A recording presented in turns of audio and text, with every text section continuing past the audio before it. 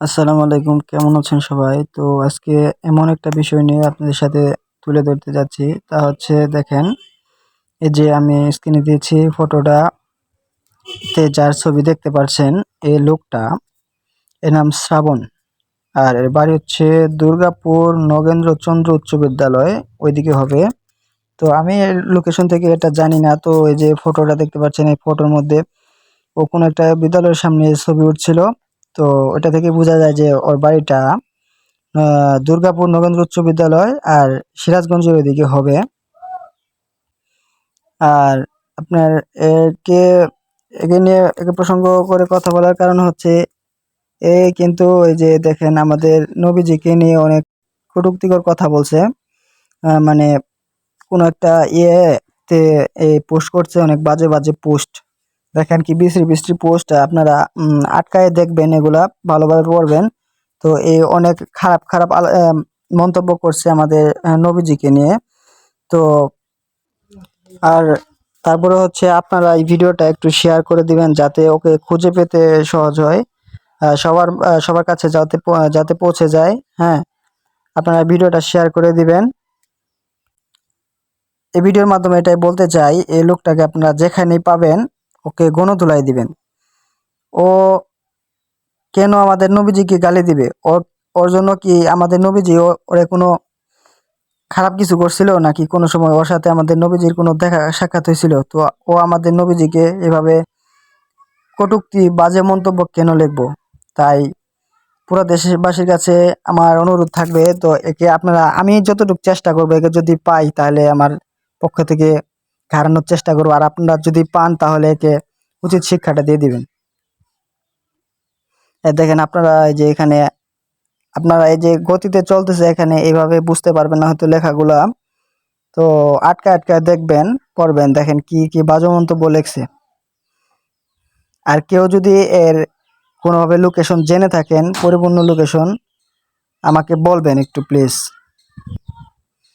ও অনেক অনেক শুধু এগুলাই না, অনেক মানে জায়গায় খুব বাজে বাজে আমাদের ধর্মকে নিয়ে, আমাদের নবীজিকে নিয়ে, আমাদের নবীজির আহ, স্ত্রীদেরকে নিয়ে অনেক বাজে বাজে মন্তব্য করে।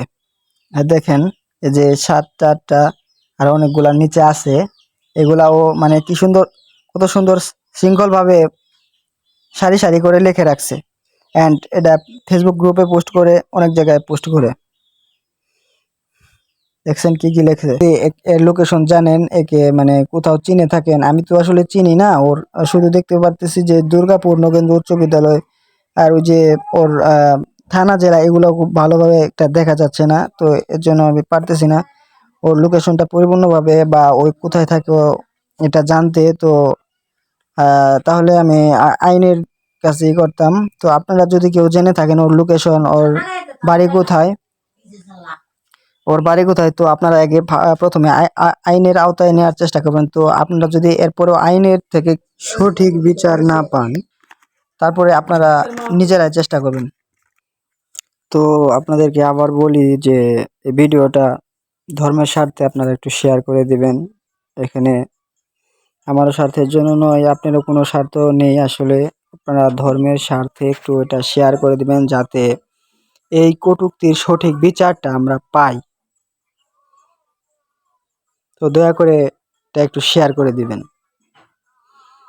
যাদের যাদের গ্রুপ আছে গ্রুপে শেয়ার করে দিবেন, যাদের আইডি আছে আইডিতে শেয়ার করে দিবেন। প্রচুর প্রচুর একটু শেয়ার করে দেন। আর তারপরে হচ্ছে আপনারা যদি এর লোকেশন জানেন তাহলে একটু ওকে আইনের আওতায় প্রথমে দেওয়ার চেষ্টা করবেন। তারপরে যদি আইনের কাছ থেকে আমরা কোনো বিচার না পাই তাহলে আপনারা নিজেরাই এর সঠিক বিচার করার চেষ্টা করবেন। সঠিক বিচার মানে হচ্ছে ওকে পর্যাপ্ত পরিমাণ গণধোলাই দিয়ে একবারে শেষ নিঃশ্বাস ত্যাগ করা পর্যন্ত মানে গণধোলাই দিতে থাকতেই হবে। আর দয়া করে কোনো মুসলিম ভাই যদি এর লোকেশন জেনে থাকেন তাহলে আমার এই স্ক্রিনে নাম্বার দেওয়া থাকবে, আমার নাম্বারে কল করে আমাকে এর লোকেশনটা একটু জানিয়ে দেবেন। আর যদি আপনার পক্ষ থেকে পারেন তাহলে এটা আইনের কাছে অভিযোগ করবেন এই কটূক্তির বিচারের জন্য। আর আমি আমার স্ক্রিনে নাম্বারটা দিয়ে দেব, এই নাম্বারে আপনারা আমাকে, যদিও আপনারা নিজেরা আইনের আওতায় বিষয়টা না নিয়ে যান। এরপরে আমাকে একটু ওর লোকেশনটা জানায় দিবেন আর কি, যে এর লোকেশনটা জানেন। তো আমার স্ক্রিনে নাম্বার দেওয়া থাকবে, ওই নাম্বারে একটু যোগাযোগ করে দয়া করে ওর লোকেশনটা যদি কেউ জেনে থাকেন আমাকে দিয়ে দিবেন।